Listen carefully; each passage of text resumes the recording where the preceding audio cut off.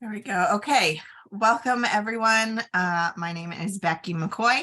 I'm the Outreach and Communications Coordinator for the Brian Dagle Foundation, and I am so excited to welcome you here tonight for our last Grief and Spirituality speaker series of 2022.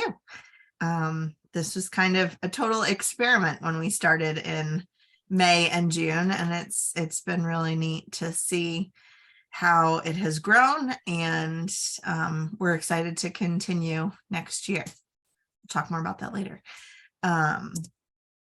So every month we do an opening meditation. We have our guest Brandon Nappi with us today. He'll present and then do a question.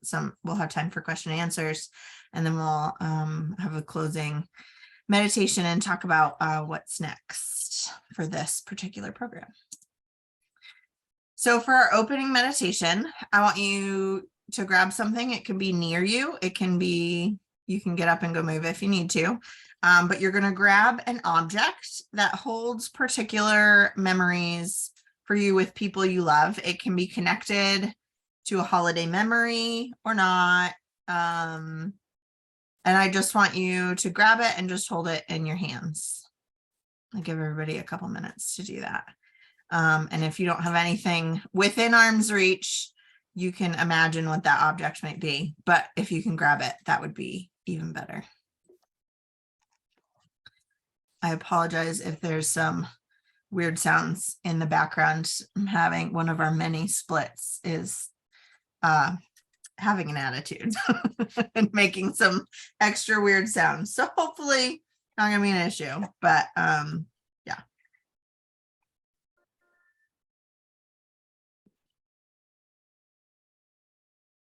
All right, if you have your item, just kind of hold it up. We don't really need to see it, but just hold it up so that I know that you've grabbed whatever. All right, I want you to look at your object, feel your object, maybe kind of notice as you feel it what sounds it makes. Does it have a smell?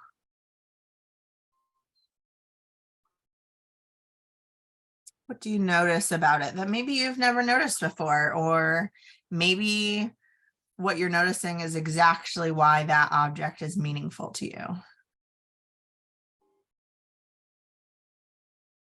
And notice as you're observing what maybe sensations come up within your body, what emotions, what memories, and just sit with them. It doesn't really matter what they are. Don't be afraid of distracting thoughts that pop into your mind. Just notice. If you feel yourself getting overwhelmed by emotion, that's okay.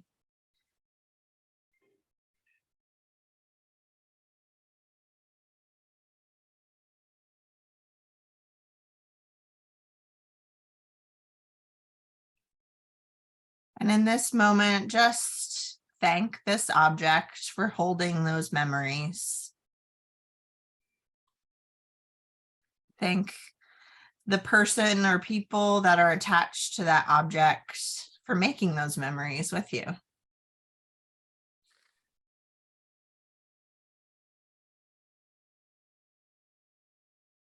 Thank your body for holding the memories as well, and for allowing you to remember them and experience them whenever you reflect on them. And I'm going to leave a few minutes for people to share a little bit of their object or their memory, or just whatever kind of comes up as you hold it. So I don't know where the candle part went, but I'm holding the base of a candle over the window. And it's one of my favorite winter traditions to have candles in the windows. And it reminds me that it's okay to be cozy and at home. But it also reminds me of my husband, and he loved different Christmas traditions. And his family, he grew up thinking that you had to do these certain traditions on every single day. And his favorite was fudge on the 5th, where they made fudge. And on December 1st, you put all the candles in the windows and all of that. And then I talked to my mother-in-law about it one time, I think maybe after he died. And she said, oh no, the kids were just out of control. And we had to have an activity every day just to keep them busy and out of our hair. And so I always just giggle about the things that he thought were non-negotiables. Like, you have to do this to celebrate Christmas. Were really just my in-laws' survival mechanism at the holidays. So the candle represents both just coziness and peace for me, but also that memory of him. So if anyone else would like to share, I'm just going to leave it open for a little bit. You don't have to raise your hand or anything. You can just make sure you unmute yourself and share.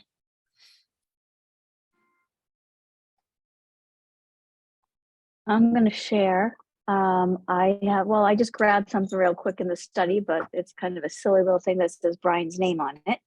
And one of the funny things that as kids, we this is probably a stocking stuffer or something. Brian's name was upside down. But that, and it glowed in the dark, and that was kind of his fun thing to either have on his backpack or have in his room. But my most important one is what I wear around my neck all the time, and that's a clover. Brian loved his Irish heritage, and I think this was actually a necklace that a girlfriend gave to him that I found in his belongings after he died. And because I saw a picture recently with him wearing this, so that made it even more special that I wear it every day. So This never leaves me. Once in a while I take it off if I have to go to someplace nice and really dress up, but I apologize for taking it off to him. So that's really sweet. Thank you for sharing. Yeah. I'll go. Go ahead. Welcome. Yeah, hi, I'm Paula. I live in Minnesota, and I grabbed this little object, if you can see it, maybe not very well.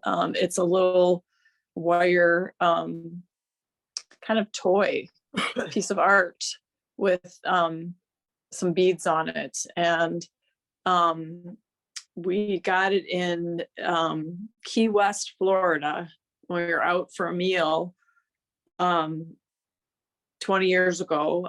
My son died in July of 21 at 25, and he was just smitten with this, and we paid way too much money for it from a guy who was making them there. But it definitely brings back good memories of that trip to Key West. That's really beautiful. Thank you, Paula.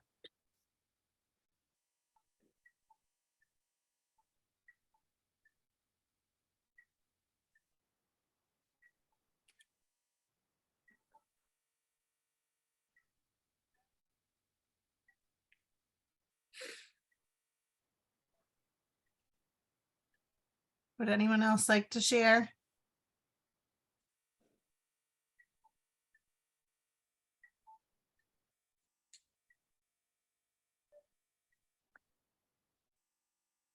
Okay.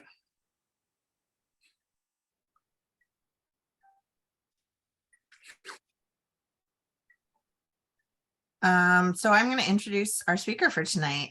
This is Brandon Nappi. His topic is Don't Rush the Silver Lining. Grief is a Superpower. Dr. Brandon Nappi has over 20 years of experience as a spiritual teacher, guide, and mindfulness practitioner. Brandon is the founder and executive director, I guess formerly now, at Copper Beech Institute, now back at Yale Divinity School. Copper Beech is a global mindfulness community and training center, which has shared research-based life-saving wellness practices with over 50,000 people from over 50 countries.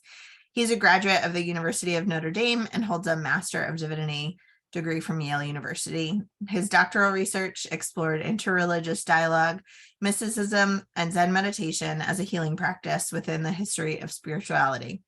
He's also received extensive mindfulness training from the University of Massachusetts Medical School Center for Mindfulness and Zen Mountain Monastery. Brandon is a compassionate listener who loves playing classical guitar and baking bread. So Brandon, we are just so pleased to have you with us today. Oh gosh, thank you.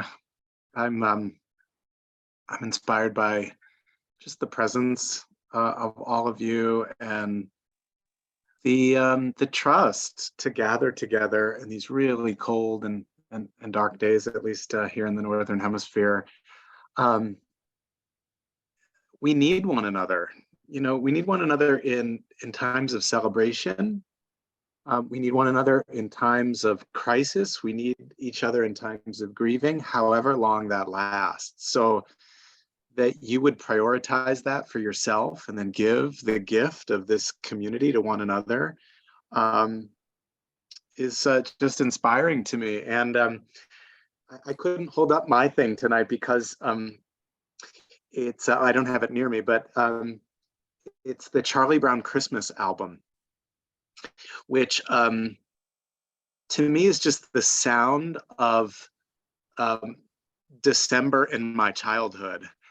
And I only realized a few years ago why this album was so important to me.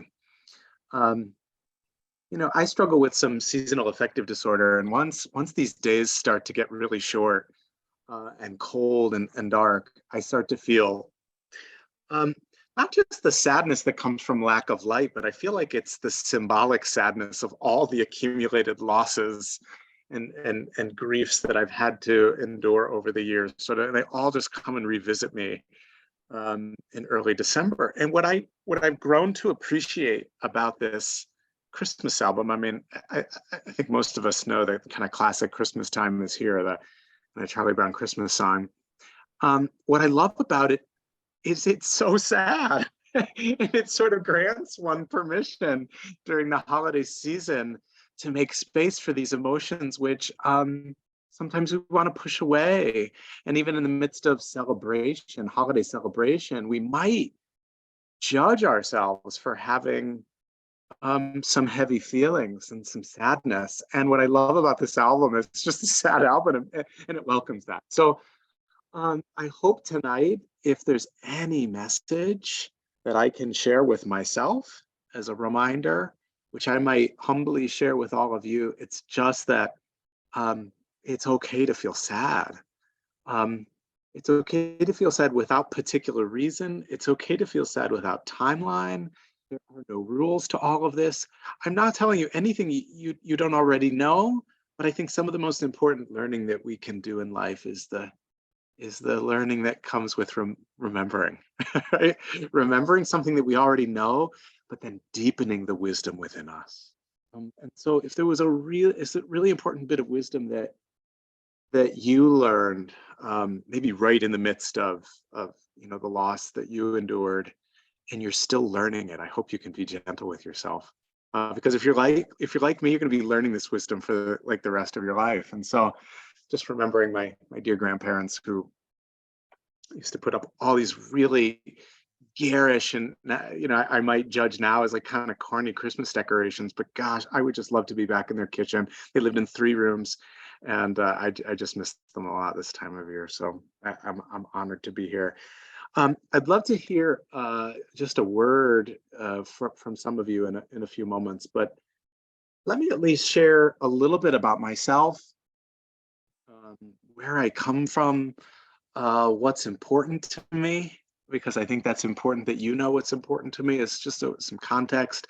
And then if any of you would like to share what brought you here tonight, that'd be wonderful for me. I've got some pictures, so I'm going to share my screen.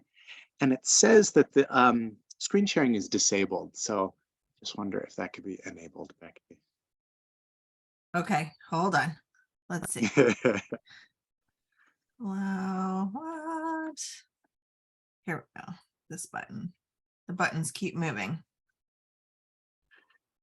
And I'll try not to be distracted by the guitar over your shoulder, Oh. Becky, because I'm a guitar freak. So. You should be good. Beautiful.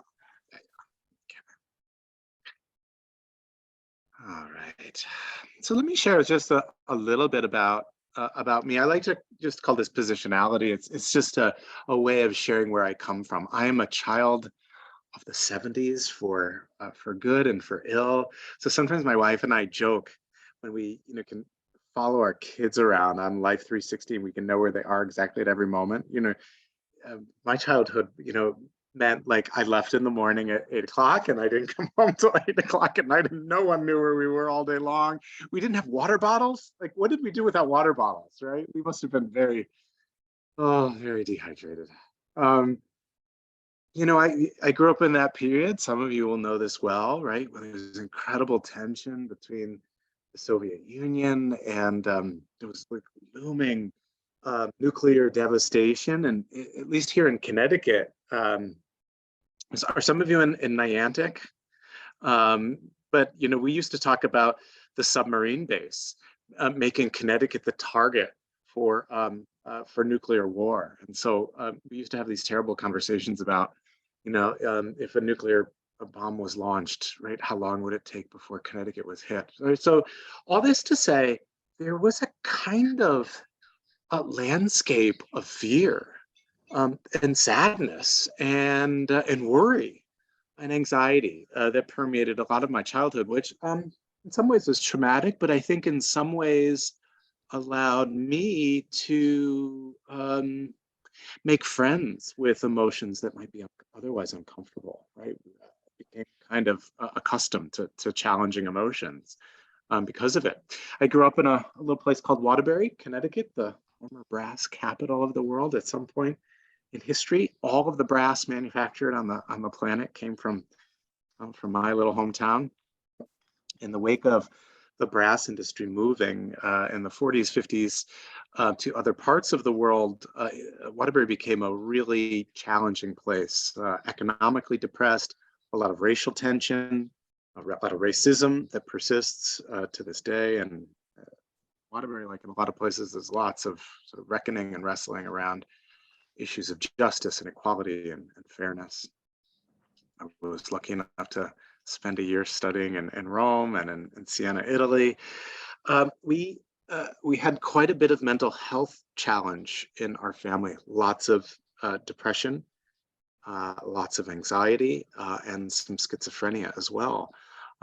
Again, I think our minds typically go to all of the shadow sides, all of the hardship that mental illness would bring to life. And I think it's given me a kind of gift of being able to be with people who are struggling, to feel with others, and to allow myself to feel what is really natural and normal in this human experience. And that is some amount of sadness and grief. My early childhood hero was Rocky Balboa. I'm an Italian American. I grew up at this little Catholic church, St. Lucy's Church in Waterbury, an Italian Catholic church, and I grew up going to church in Italian, and it very much formed my life. And I've continued to sort of give myself to the spiritual needs of others, and find so much meaning in walking with people as they make meaning and find their life's purpose and cultivate some kind of relationship with the divine, with God, with spirit, however folks name that. As Becky mentioned, I graduated from Yale Divinity School. I'm back teaching and leading a leadership initiative there. So that's a little bit about me. I'm gonna come off my screen share for just a moment. I've shared a little bit about myself, and I'm wondering, does anyone feel comfortable sharing what brought them here to this space on a chilly, and if you're here in Connecticut, snowy Monday evening in early December? There's never any pressure to share, but I love seeing your faces, and I love hearing your voices too. So if anyone wants to come off with you, just do so, and I'd love to hear what brought you here tonight.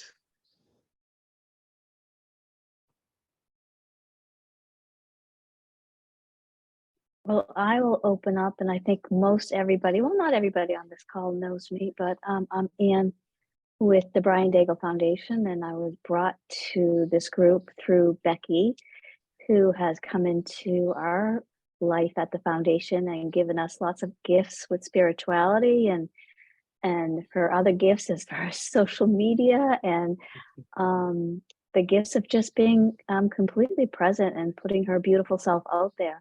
So, but this journey for me has just been pretty incredible. Never a place where I could ever imagine finding myself, but my background comes from some spirituality because I'm a yoga instructor. So I'm very much into mindfulness and body, mind, and spirit completely. So that is really one of the reasons why I'm here tonight, to listen to you, Brandon. So thank you. Thank you, Anne. So appreciate your presence.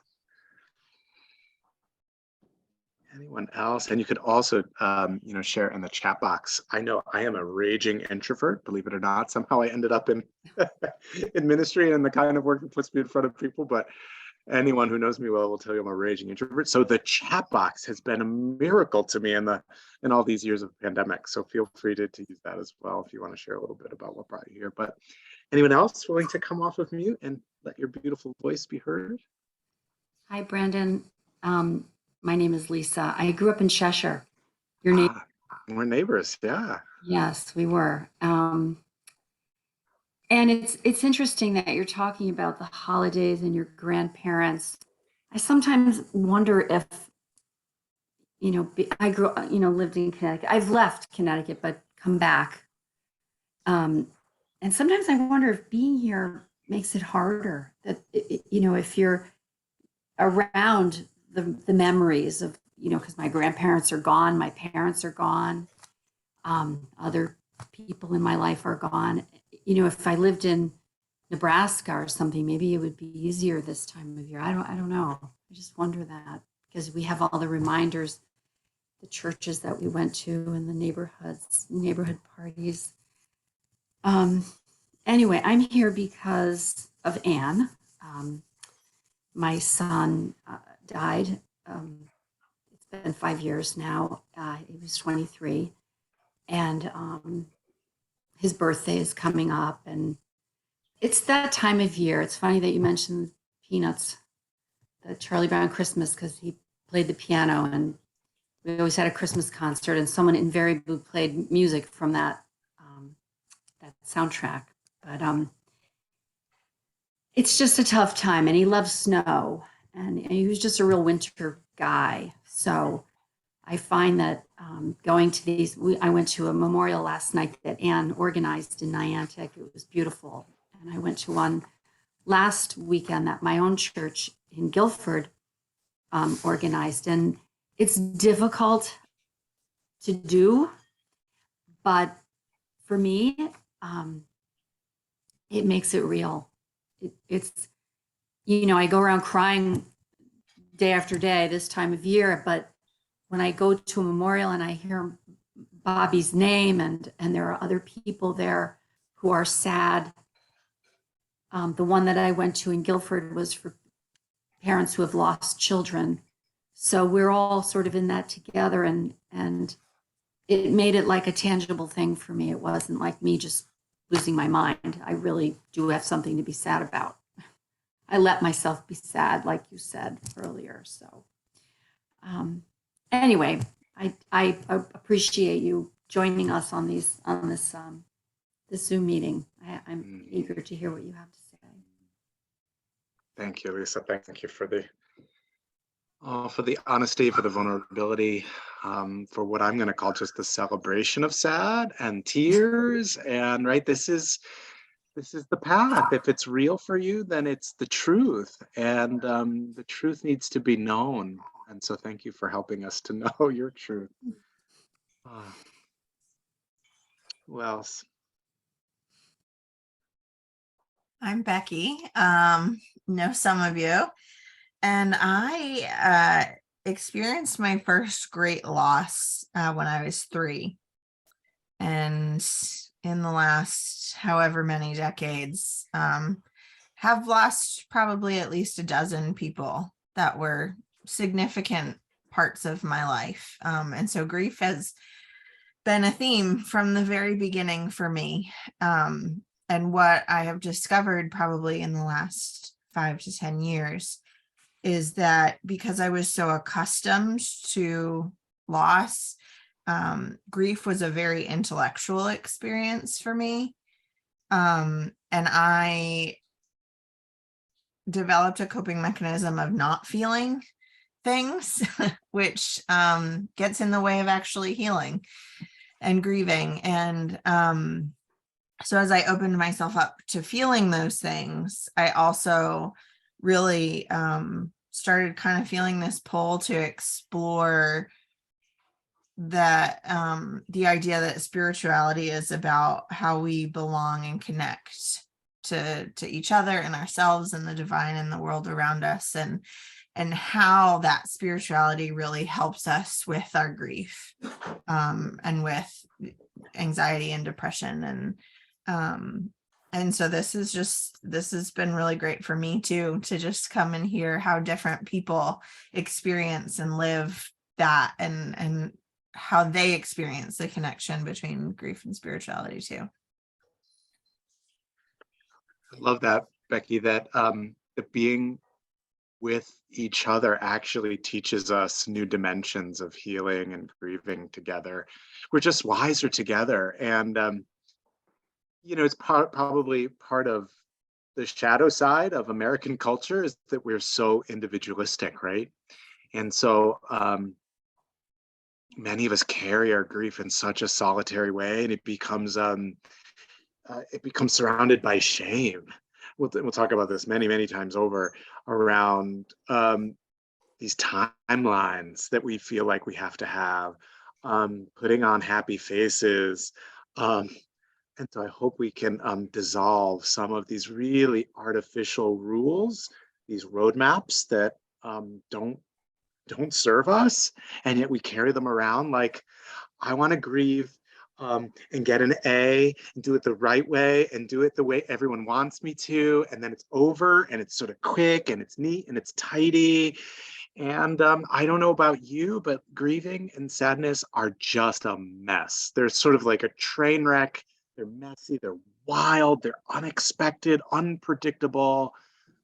And so can we just, as hard as it is to admit that, just admit that, because fighting it only makes it worse, right? So thank you. Others? Cynthia, your box lit up. I don't know that that was intentional on my screen. No pressure, but I didn't know if that was you starting to talk.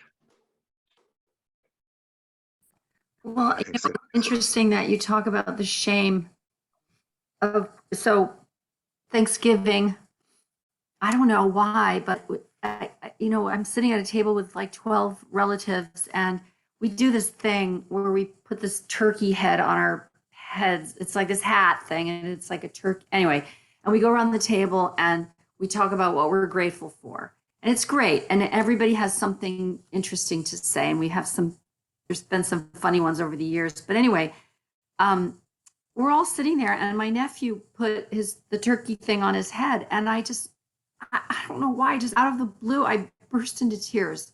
I didn't see it coming. Just something about him. He looks a little bit like my son, I think. And I started to, but I thought I masked my emotions pretty well, but apparently and my daughter was mortified. She told me later, you just can't do that on Thanksgiving. It was so embarrassing, Mom. And I wanted to, I felt like I should apologize. I didn't, but that's the thing about grief, is sometimes it just sneaks up on, it comes out of nowhere. So, and I guess I shouldn't be ashamed, but I was a little embarrassed. Well, thank you for mentioning that. I mean, I can cry at the sight of a stone wall. I mean, it takes almost nothing. So let's normalize unpredictable grief and unpredictable crying. And I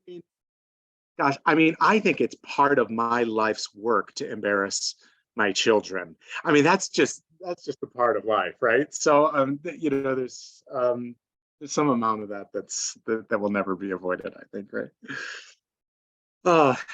Anyone else before we dive in a little further? And of course, your voices are completely welcome throughout this presentation. Like, don't feel like we have to wait for the end for questions, comments, protests, You're very welcome to disagree, to ask a question, to go in a different direction. I mean, I've brought, you know, what I think is just a terrific roadmap, but it might not be what you're interested in too. So feel really free to just come off of mute and to dive in. But any last voices before we do?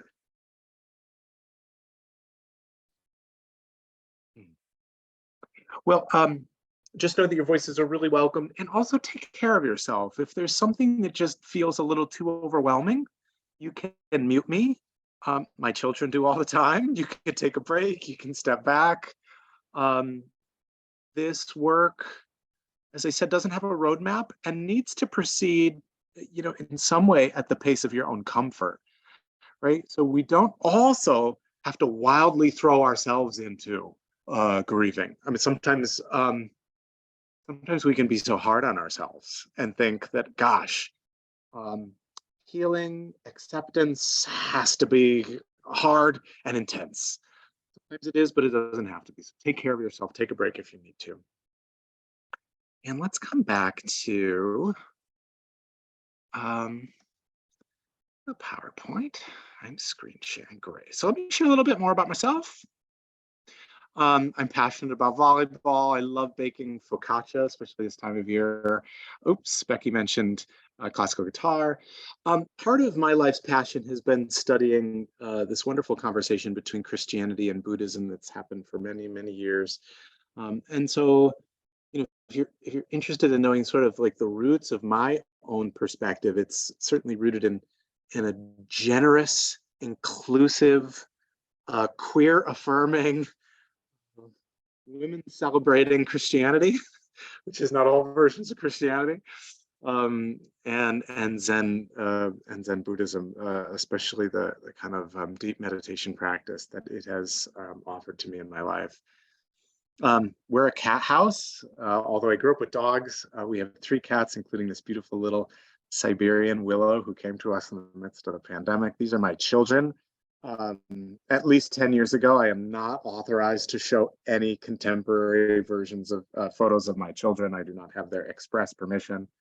I'm a gardener, so I'm in constant pursuit of the sweetest smelling peonies because they're my wife's favorite flower. And Becky already mentioned the work that we've done at Copper Beach Institute in mindfulness and sharing healing practices. So that's a little bit more about me.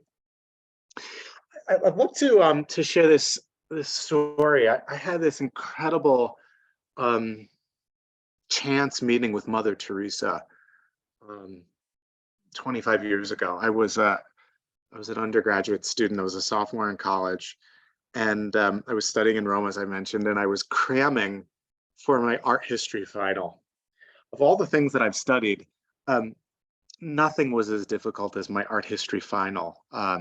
Those of you who have taken any art history, maybe you'll remember cramming for the final, hundreds of paintings, and you needed to know who the artist was and the date and where the painting originally hung, in what museum it hangs today, what the painting was about, the story that was depicted in the, so many data points for each painting, and there were hundreds of these, right? And so we're cramming all night long. It was 8 o'clock in the morning, just about to go into art history exam. And we had a chaplain who was responsible for supporting our program. I'll never forget his name. His name, in fact, was Charlie Brown, which is a kind of cruel joke, I think, that this is his real name, Father Charlie Brown. And he burst into the study hall and he said, "How would you like to meet Mother Teresa?" Of course, we're all very excited. This would have been 1995. And we all said, "Well, just give us a few minutes. We need to go change." We had been up all night. We hadn't showered. We were in our pajamas. He said, "Look, we don't have time." And many in our group protested, like, "Mother Teresa can't see me like this." And he said, "Look, it's Mother Teresa, right? She doesn't care what you're dressed in. You know, she only has like two possessions. She only owns like 2 things in her life. She doesn't care." So he guided us down to the Vatican, which was like a 20-minute run.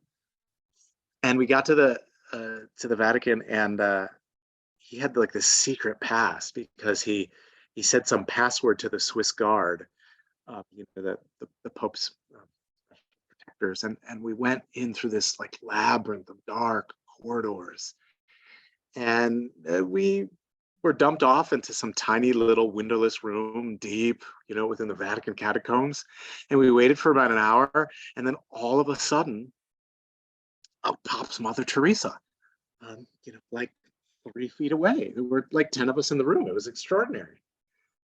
And she spent some time with us, talking with each of us, gave us rosary beads, and it was extraordinary. And for years, I told this story about like when Mother Teresa came in this room, she was beaming, and between her smile and her eyes, there was just radiance and joy filling the room. Except it wasn't true. It was revisionist history. It was me conforming to some kind of ideal of what I thought Mother Teresa ought to be like. And it wasn't until she died 2 years later, and her journals were released 3 years later.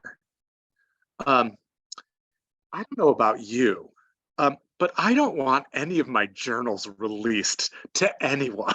I mean, they were released without her permission. They were like private journals. So in some ways I'm a little torn, but I did read them because they were everywhere.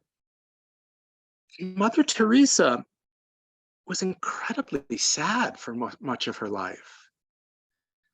And so the person I met, frankly, didn't look like this. The person I met looked much more like this. This is the Mother Teresa I didn't want to see when I was 22 years old. But now that I'm almost 52 years old, this is the Mother Teresa that I'm curious about.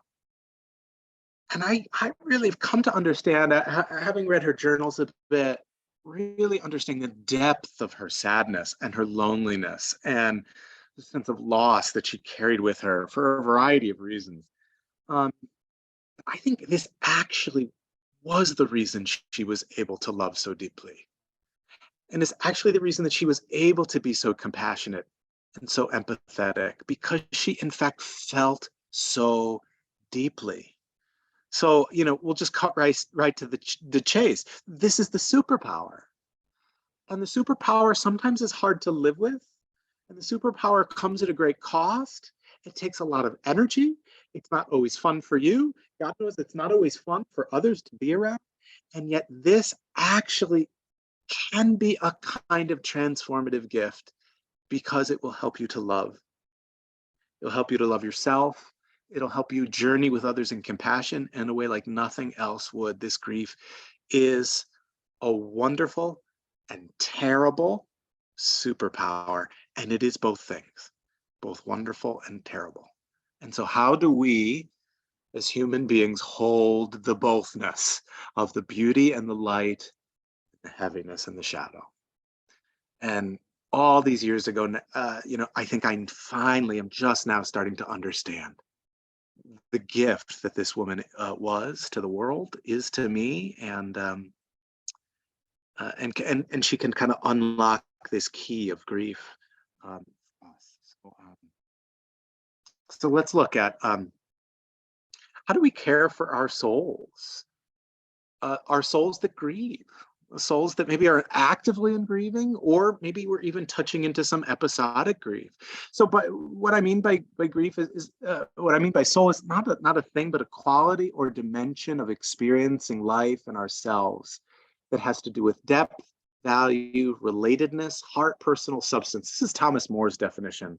I grew up with, as a kid, with this book on the coffee table. My father was a great spiritual dabbler, and I had a great chance of meeting Thomas More several years ago. He's still around, and so if you are interested in soul practices from a really universal, expansively spiritual perspective, check out Thomas More.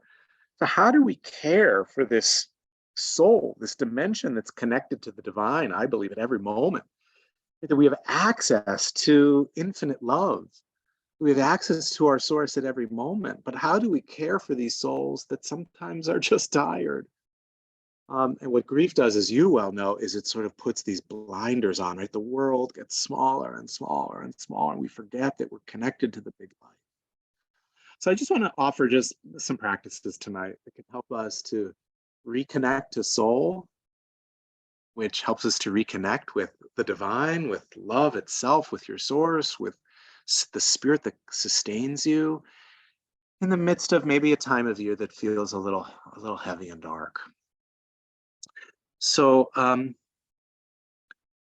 the first thing I want to do is name what Richard Rohr calls the wisdom journey. If you don't know this name, I highly commend him to you. Richard Rohr, R-O-H-R. He's a wonderful Franciscan priest and guide, a really expansive thinker, universal approach to Christianity and Catholicism. And one of the ways that he's really helped me is he's helped me to see this wisdom pattern that exists. Well, it exists everywhere. Once you learn it, you start to see it everywhere, and it can help you in any kind of crisis. I mean, any kind of crisis involves some level of grief and loss. It doesn't always involve loss of loved one, but it certainly can. And the way Richard Rohr names this is just so simple, and that is we grow in wisdom.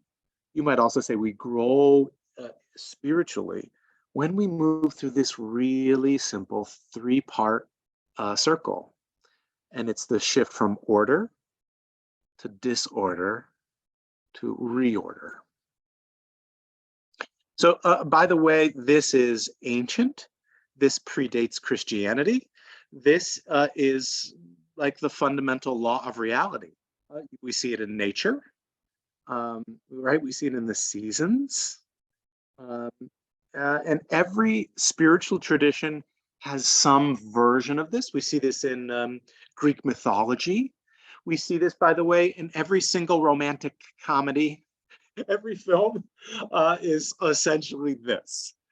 And it is the universal pattern that leads to healing, to growth, and to transformation.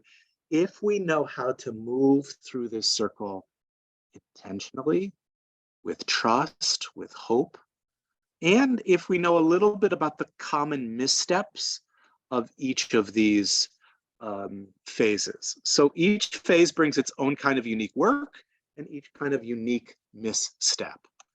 And so we'll just look at them sort of rather generically right now. Then we can talk about how they might apply to loss, especially the loss of a loved one. So, I mean, order is where we wish that we were all the time. It's where, I don't know about you, where I rarely seem to be, but we can dream. Like this dog, right? So order, as you might imagine, is, it's the happy place. It's homeostasis. It's predictable. It's that place in your life when you're kind of getting what you want. You have some amount of approval and love, and most of your needs, more or less, are being met. As you hear me describe order, you're thinking to yourself, gosh, does anyone live in this place? I don't know. It does seem fleeting, right? Because this cycle is often over and over taking us out of order. And by the way, it's not like all of your life is here in one place. In fact, one part of your life can be in order, another part of your life can be in disorder, and yet another part of your life can be in the reordering process, right? So, if you have, I don't know, 10 or 15 or 20 components to your life, right, they're all going to be in a different place, and that's okay, right? Inevitably, what happens, no matter what part of life we're talking about, right? Well, let me say first this. When we find a dimension of our life in order, the work, of course, is to enjoy the order, is to be grateful for what you have and to share the love. Now, this is easier said than done. I don't know about you, but I often feel like I'm waiting for the other shoe to drop, right? So even when things are going well, I'm thinking, oh my gosh, how much longer is this going to last, right? Or I have to prepare just in case something bad happens, right? So if you're feeling even a little glimpse of order in some part of your life, enjoy it. be in it, relish it, savor it to the best of your ability, right? The common misstep, if you have a part of your life in order, is to sometimes assume everyone is in the same place, right? Everyone must be in their happy place because I am. And as I mentioned, not trusting the goodness and waiting for the other shoe to drop. So I think for most of us, we could at least understand conceptually what order is, even if we're not always there. Of course, 3 years ago, for all of us collectively, our order was shattered, right, with COVID. And, when you lost a loved one, the order was shattered. And this sort of inevitably, no matter what the loss is, we're always sort of pondering, when is it going to get back to normal? When are we going to feel like we once did? Right. And of course, this back to normal, as we've talked about with COVID, is a kind of fallacy, right? There's never ever going back.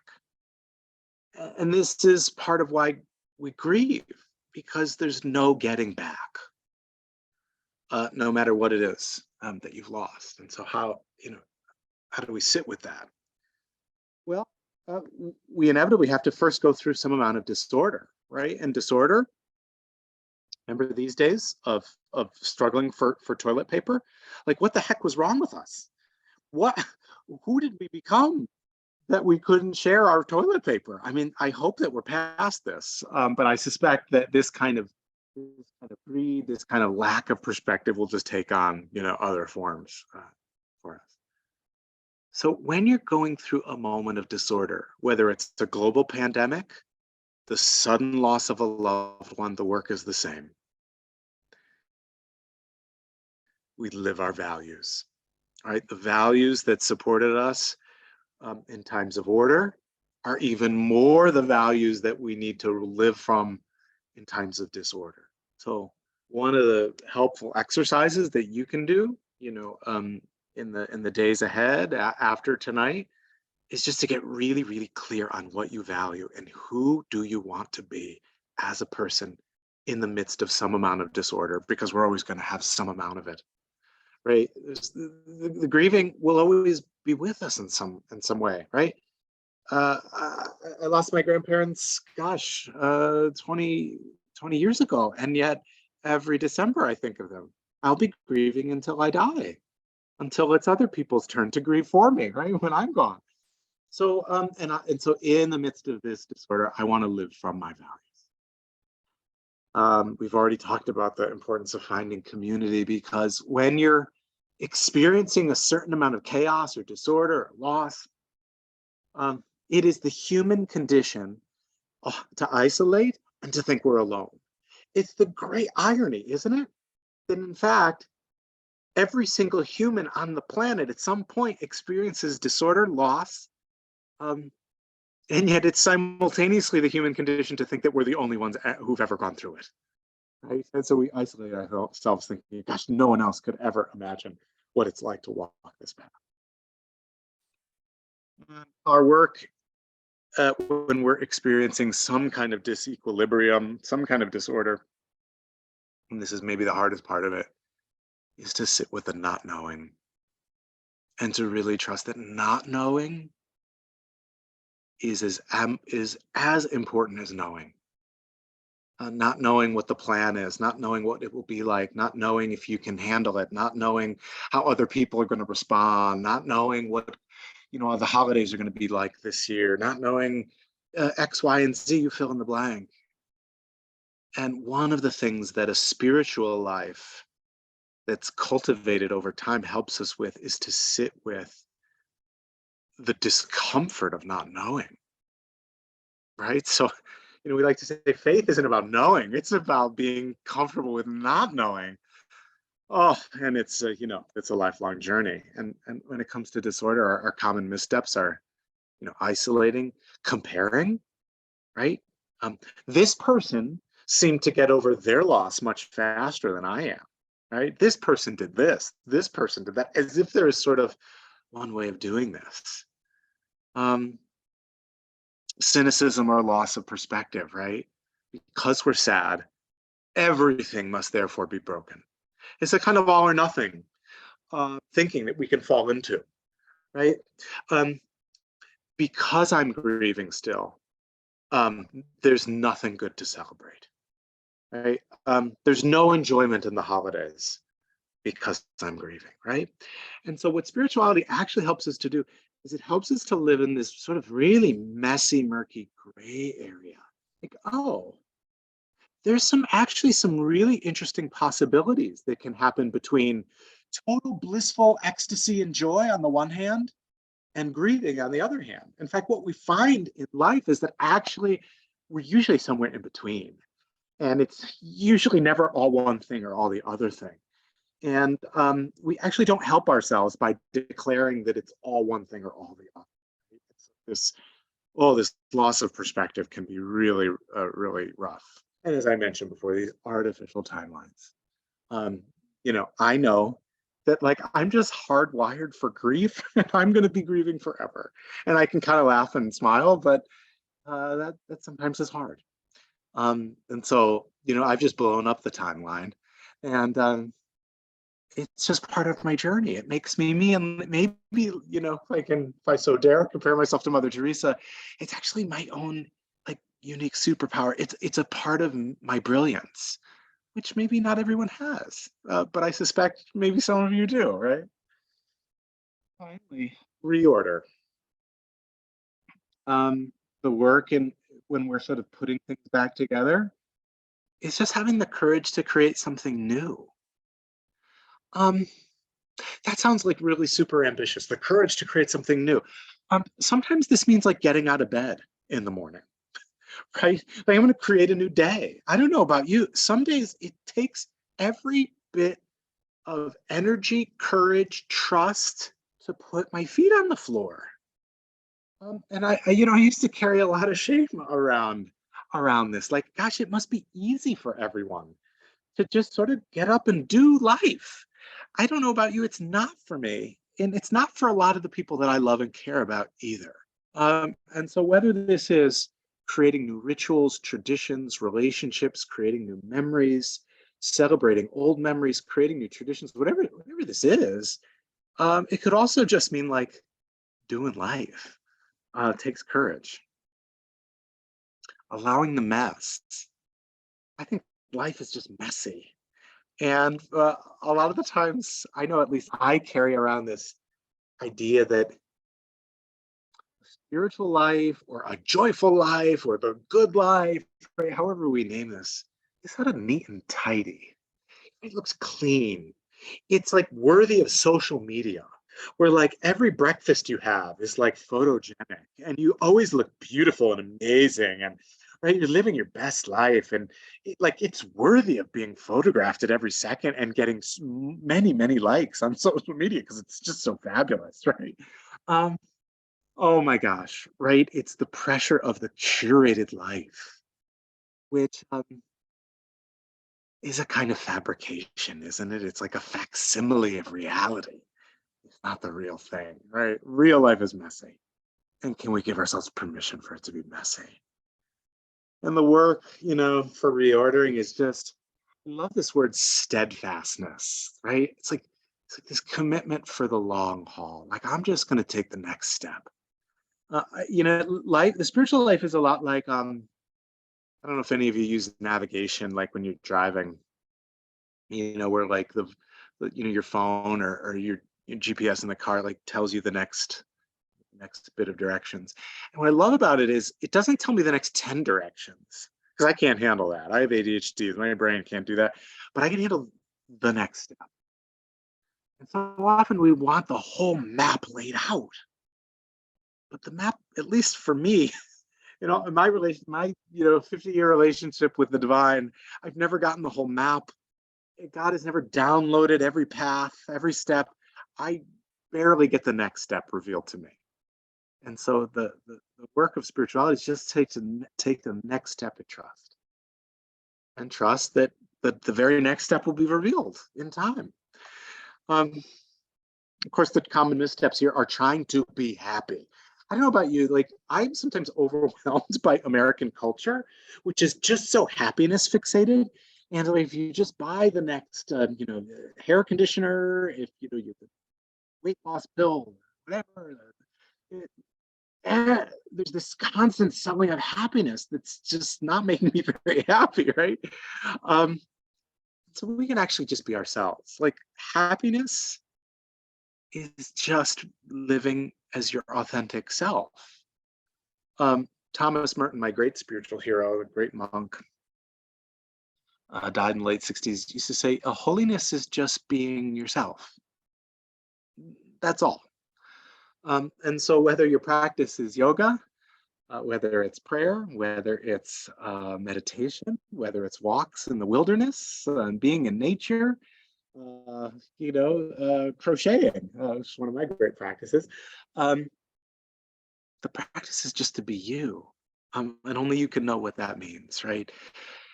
And, it won't surprise you to hear this, because, I've said it, 10 other ways already, is the spiritual life and the life of grieving is just not linear, right? You've learned this, you've talked about this in groups, you've had a therapist tell you this, but I don't know about you. I'm a slow learner, so I need to learn the same damn lesson over and over. And so tonight is a lesson I need to learn. So I'll let you overhear me learning my lesson. That this is not linear. So it's not like you go from step A and you graduate, yay, you get a diploma, and you get a B because you're a big kid now. And then you graduate to C and D, and it's all rainbows and unicorns as you climb the ladder, right? This is like capitalism, right? It's always up and growth. Right. So in the healing journey, we take maybe a baby step forward and a few steps back and a few steps forward and 10 steps back. And at some point you realize, gosh, I can't even measure the back and forward. I'm just going to show up to whatever it is I'm feeling today. And that's going to be okay. And I'm going to trust that source, spirit, universe, love, however you name this bigger container, which I'll call God, that it's here accompanying you in your journey. That, at least for me, is my own spiritual practice, remembering that I'm not alone in this grand universe. So I'm going to pause for a second. I'm going to stop my screen share. I'm going to take a sip of water from my water bottle, which I never had as a child, and I survived, and just let you react and respond. And you can do this. I mean, you can come off mute. You can throw something in the chat box. What's resonating? What's feeling really true? Or maybe like something that you need to hear, or something that you want to just comment on. I'd love to hear your voices again.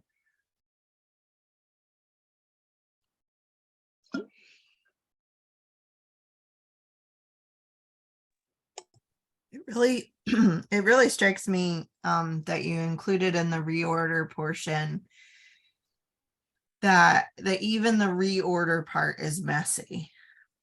And I think I needed that permission as a young child, right? That I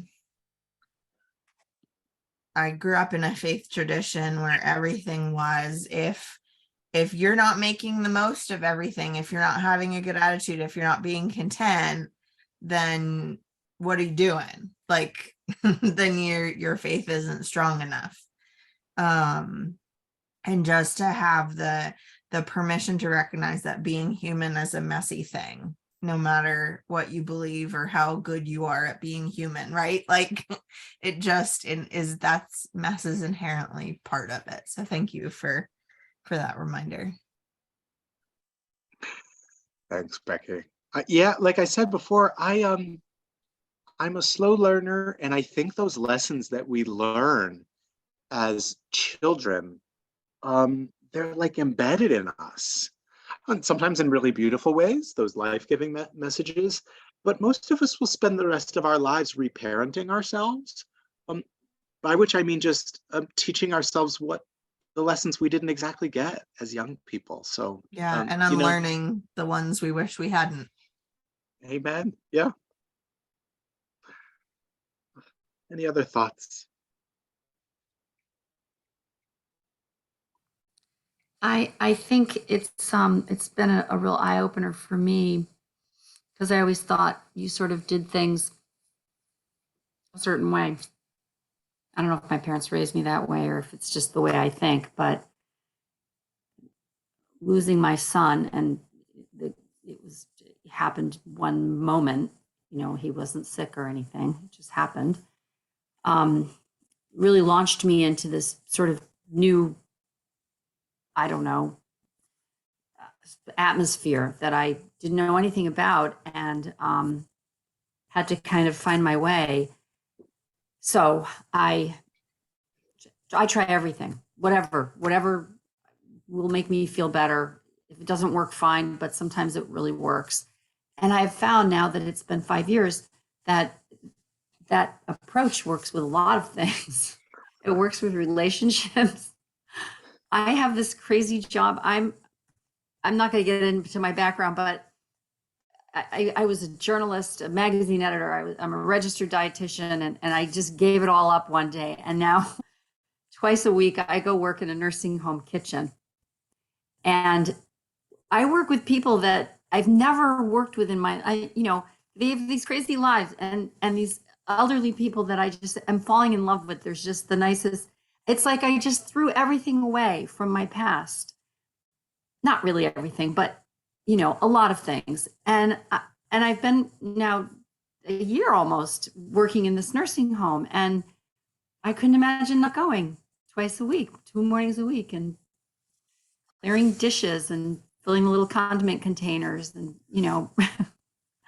anyway, it's just one thing I decided to try, and it worked. And I think that's one thing that's helped me with my superpower, is that I learned that you really can try a lot of different things, and they might work and they might not. But anyway, so I just sort of tagging along what you had said earlier, Brendan.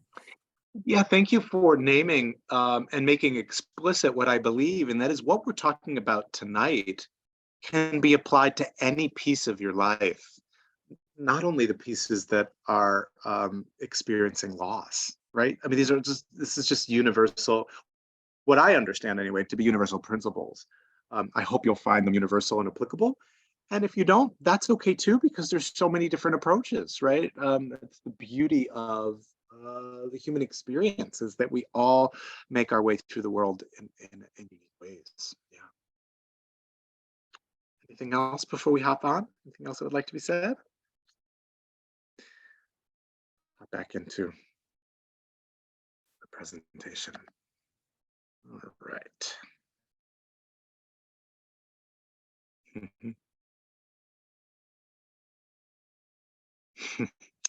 I'm moving your faces around because I'm trying to click a button. Here we go. There's the button I want to click. All right. So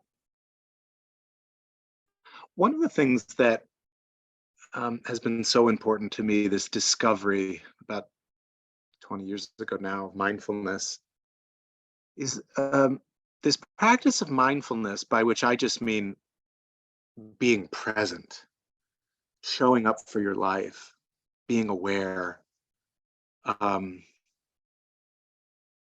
When I began to practice mindfulness through meditation, I felt like pieces of my life were given back to me that I didn't even realize were missing.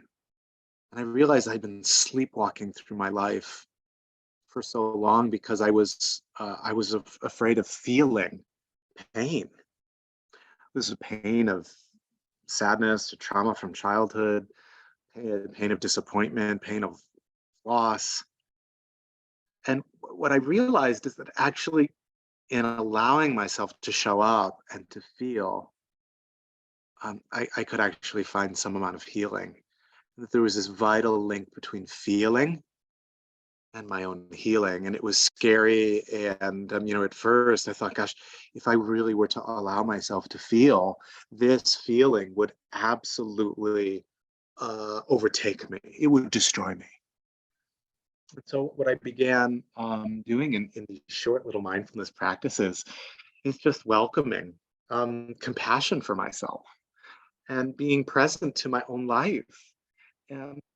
With real gentleness and kindness, because I never learned how to be kind to myself. And in some ways, all we're doing tonight is being kind to ourselves and having compassion for ourselves and giving ourselves permission to feel. And so one of the practices, we can take 10 seconds to do this that I'd like to invite you to try at home. It's just the practice of hand on heart. And so this is as simple as bringing hand to heart. And if it feels possible, taking a few breaths intentionally, slowly. And just feel, if you can, your beating heart. And feeling the touch of your hand in your heart space. And if it feels possible, just giving yourself just a little compassion for everything that you've been through. Maybe even a moment of gratitude.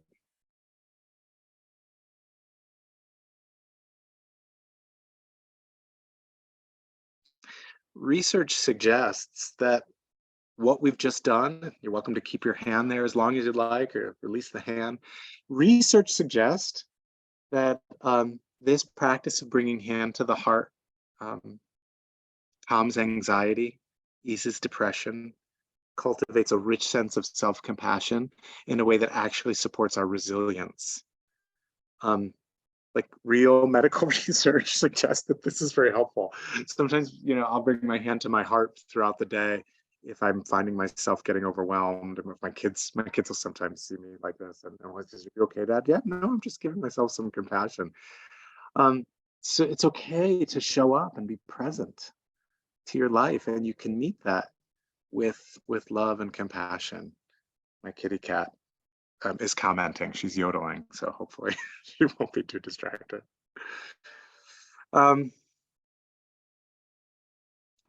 Second, and we've talked about this already, granting yourself permission to feel.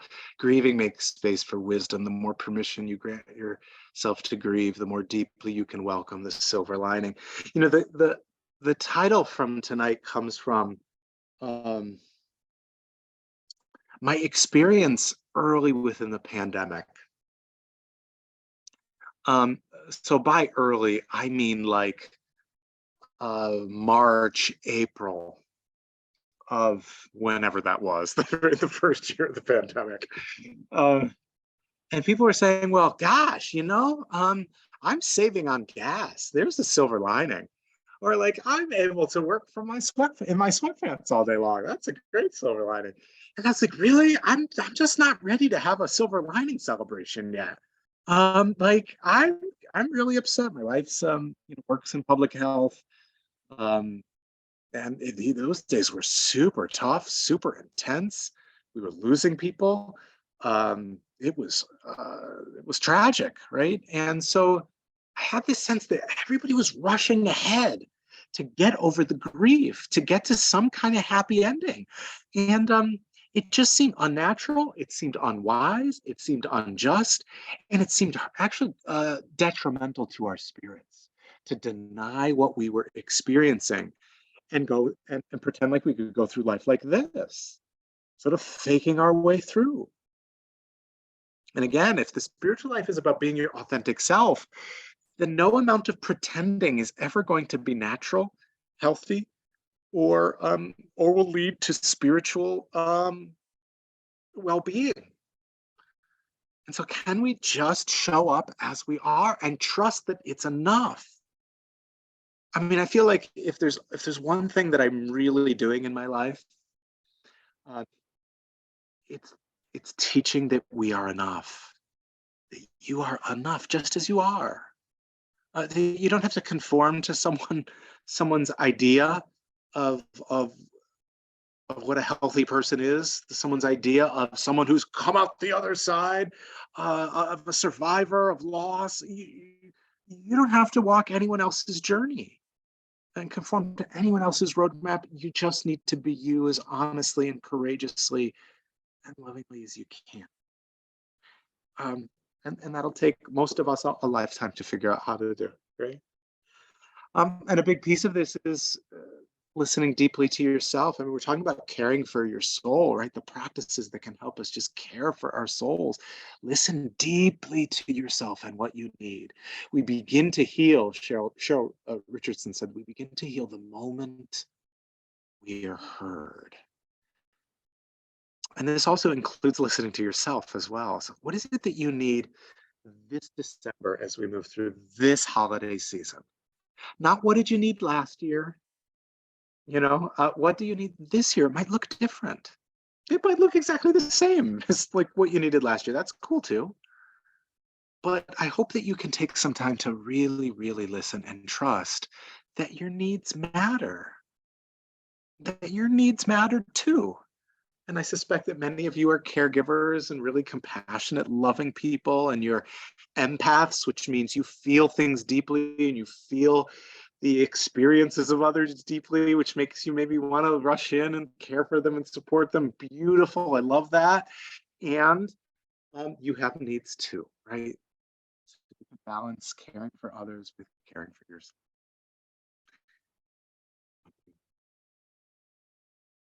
So some self-care practices to meet your own needs. And, my own little list. Does anyone want to come off of mute and just name their favorite self-care practice? What do you like to do when you're feeling overwhelmed, when you're feeling really heavy? I take a walk, get out Oh, into nature. oh, thanks, Anne. I have never, ever once not felt better after a walk. Mhm. Mine is a bath. I had an English teacher in 6th grade. How old are you in 6th grade? You 12? That sound right? And she used to say, when in doubt, take a bath. And we, 12-year-old boys, we would, start giggling and just like, well, she's crazy. Now I get it. When in doubt, take a bath. Now, what else?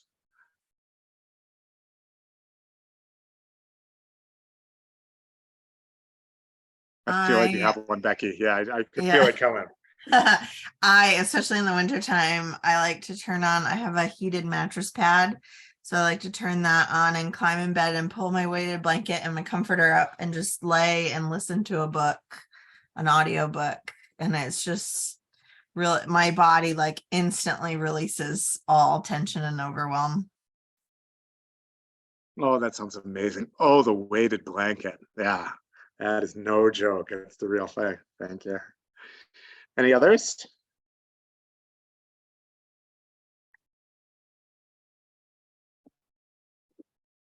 Yeah, we'll just take a moment and look through the list. And see, are there any here that you might want to integrate into your life? I'm seeing one that's just leaping out to me tonight, and that's saying no. I'm a person who, oh my gosh, maybe because it's my deeply rooted Catholic upbringing. I feel like I have to say yes to everything. I feel terribly guilty if I can't say yes to things. And I don't know about you, there's something in the pandemic that unleashed my inner sacred no. And so I'm saying no to more things. And it just feels like an important rebalancing of my life. So, try saying no, perhaps. Or maybe your self-care practice is to say yes, like you haven't given yourself permission to say yes to some things, right? And so, um, Jesus said so powerfully a line that I only really heard in the last 5 years. He said, let your yes be yes, let your no be no, right? So say no and yes with integrity and with intention. So take care of yourself in these cold, dark days. I hope there's some things that you can surrender and let go of as a spiritual practice. You don't need to surrender the memory of a loved one. You don't need to surrender your grief as if it's a light switch, like, oh, I let it go. That's not the kind of surrender I'm talking about by any stretch. I'm talking about surrendering comparison talked about that already. Surrendering, having it all figured out, right? Many of us carry around this story that like we have to have it all together. We need to know the right way to grieve, right? We need to find the right book on grieving and then follow all the steps and then conquer it and graduate, like we talked about before. Except life is far messier and more complicated than that. We've talked about either or thinking, like bring that to the dumpster and light it on fire, because life is so much more than black and white and either or. It's always in the middle. It's always both things. It's light, it's darkness, it's both together, right? Some people are just not going to get you. They're not going to get why you're sad. They're not going to like you. They're going to have some other idea for you in terms of what you need to do to be happy or to get over it. It's just okay to not be everyone's cup of tea and to not play by their rules and have their approval. I don't know, maybe someone needs to hear this tonight. Like, you don't need their approval. For reals, right? You can do your own thing and they can do their own thing. And as we say in our house sometimes, as I say to myself, eyes on your own paper. Like, I'm going to do me and you do you, and really trust that. And this may be the greatest spiritual practice, is just for you to be you in your own messy, beautiful, imperfect, perfectly imperfect way, right? So surrender. Oh my gosh. Surrender doing another person's work for them, right? It's enough what you're going through right now. The grieving and the loss is enough for you to go through. You don't need to solve someone else's problem. Someone else is going to have their own journey of grief. It's going to look different than yours. You don't have to take on someone as a pet project. It's okay for you just to focus on you. And in fact, you can't do anybody's work for them anyway, right? They can only do it for themselves. But this can be really tempting for some of us, especially who are kind of caregivers. This is my daughter, Ellie. Gosh, she's 6 years old here. And one day she grabbed the handle of the garage door, and her older sister pushed the garage door open her. And she suddenly started making the ride, which I think was fun for like the first 10 seconds. And then she was on the ceiling, right? And so she's like, 10 feet in the air now. And so I hear this scream from the garage, Dad, Ellie is dangling, right? And so I come downstairs to find her like in this position. Now, this was a dramatic reenactment here. This wasn't actually the moment. I didn't stop to take a picture in the moment. I just got her off the roof. But here's the thing about surrendering and letting go. The longer you hold on, the harder it is to let go, right? So the longer she held on to that handle, the harder it was to let go until she finally was at the top and she needed help. So in terms of all these things, comparison, having it figured out, either or thinking, it's hard to let go of these things, but it will be harder to let go of them tomorrow. Right, so let's let go of them today. It'll be 10 times as hard a week from now. Little Ellie taught me that. So to care for our souls, I've shared with you some practices, but I also want to say this sort of negatively. Here's what you don't need to live soulfully. Here's what you don't need to live a spiritual life. In other words, you don't need to be the best. You don't need to be the smartest, the most popular, the most spiritual. You don't have to find life easy. You don't have to have it all figured out. And you don't need a life free from suffering. The spiritual life meets us right where we are, having gone through exactly what we went through. So, tonight is kind of like a celebration for the imperfection of life. And there is still joy. There can still be gratitude. There's so much love, even amid the sadness and the heaviness of these days. And it's all mixed together, isn't it? It's oh gosh, I wish there was another way, but it's all jumbled up together. The love and the sadness, the joy and the sorrow. It's like a mojito. I don't know that this comparison's ever been made before, but look, like one of my favorite drinks in the summertime, especially, is it's like a mojito. And what's in the mojito? There's like and lime juice and mint, and I don't know, probably something else. Um, and so the bartender like pours all these ingredients together, mixes them up, serves it up to me. And then imagine if I said, well, can I just have the lime juice? Can you remove the tequila? Right? The bartender would look at you like you're crazy, right? Like, no, you don't get one piece without the other. It comes in a total package, right? And so that's the wonderful and terrible road that we all walk, right? It's just everything. Oh, it's everything together. You know what? I'm going to stop my screen share for a moment because we're coming to time, and I want to close with a story. Yeah,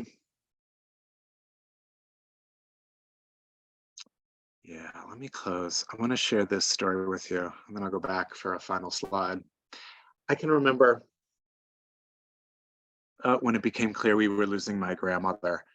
And I hope that you all have someone in your life who's just like a radiant source of strength and light and humor and love.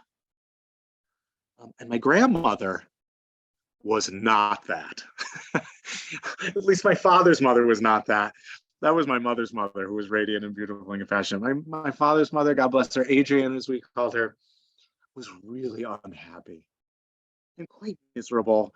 And we really didn't like visiting her when we were kids because she was just grumpy all the time. You know, even on the sunniest day, it's too hot. On the rainiest day, it's terrible. She could complain about everyone and everything. And at the end of her life, I would take her grocery shopping. I mean, she would complain, about the green beans, and she would complain the cans were dusty. And but there was some sort of tenderness that I was beginning to develop as I was sort of journeying with her through cancer. And in her last week, I went to visit her in hospice, and she hadn't been responsive in a long, long time. And uh, I was a new guitar player at the time. And so I played for her the only song that I knew, which was Stairway to Heaven. It's no joke. I'm a little embarrassed to say it, but so I played it, Stairway to Heaven, I think quite beautifully. And I realized in all my years that I'd never said I love you to my grandmother. Because I guess I didn't really feel it. Like she was so unhappy and so difficult to be around. But in this moment, watching her just peacefully sleep, I felt such love in my heart. And so I took a deep breath and I said the words that I've only said to my grandmother once. I said, Gran, I love you. And her eyes popped open and she had these blazing blue eyes. She was apparently striking and beautiful in her day. And I could see in her eyes this intense, this radiance and confusion. I hadn't heard her talk in a month. And she said in that moment, I love you? Question mark. It's like she'd never heard the words before. And in fact, I went home that day and I told the story to my wife, who we were dating at the time. And she said, your grandmother told me a story last week that she never heard the words I love you from her parents. She chose to marry a man who never ever said I love you. And can you imagine going through this whole life not knowing that you're loved? It's incredibly heartbreaking, and yet I feel such a bond to her because in some ways I feel like I've tried to spend my whole career and my whole ministry sort of in service to her, mirroring back this reality that we are all valued and loved in this profound way. And so I'll share with you my final slide, which in some ways is what I hope is a kind of summary of what I'm trying to share. Here we go. And that is that who you are at your deepest level is love. You are what happens when love gets a body. That love is your true nature. And that because of that, you have infinite worth. And so you are the reality of love in human form. That's what I believe. And that there has never been a moment when you've been separate from your source. However you understand that source, however you understand your relationship to God, I believe that you are an expression of eternal love. So I hope you can know that, you can trust that, and when life gets messy and unpredictable, that you can give yourself permission to feel whatever it is that your authentic self needs to feel, and nonetheless, you can remember that you are what happens when love gets a body. So thank you for our time together. I'm going to come off of the share. I'm going to turn it over to Becky. I'm more than happy to take any questions or hear your voice, hear your experience, but it's just such a blessing for me to take a few steps in this life's journey with all of you tonight. Thank you. Thank you so much, Brandon. It is 8 o'clock, so if you feel like if you need to go, that's totally fine. We'll stay on for a little bit longer to do some question and answer, kind of have a little bit of a discussion, and that'll be part of the recording that goes out tomorrow. So if you need to go, you can catch up on the rest tomorrow. And I also wanted to say we don't quite have the schedule for the speaker series for next year finalized yet, but as soon as we do, that'll go out. So yes, it is definitely something that we're continuing and wanting to continue to grow and figure out ways that we can continue to have conversations like this. So feel free to ask questions, share anything that kind of has come up for you in the chat or on video, or head out if you need to. I just want to say thank you, Brandon. That was perfect. It was, I think, just what I needed this evening. And I hope everybody else, and I'm sure, but thank you so very much. Oh, thank you for all you do. Anne and Becky and Lisa, thank you for the light that you shine in our world.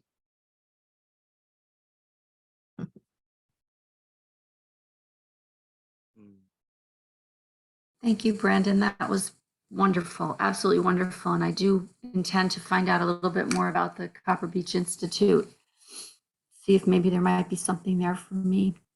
That might Oh, be. we would love that. Yes, indeed. Lots of new things popping up in the new year. So Yeah, take it. it's really I will. beautiful up there, Lisa. You would love it. Yeah, definitely. I can't believe I've never heard of it. Or if I have, it didn't register, but thank you. And Merry Christmas to you. Thank you.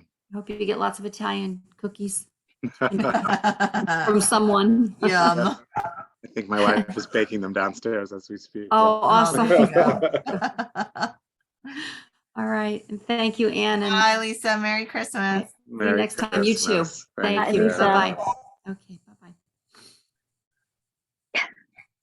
All right. Oh. I'm gonna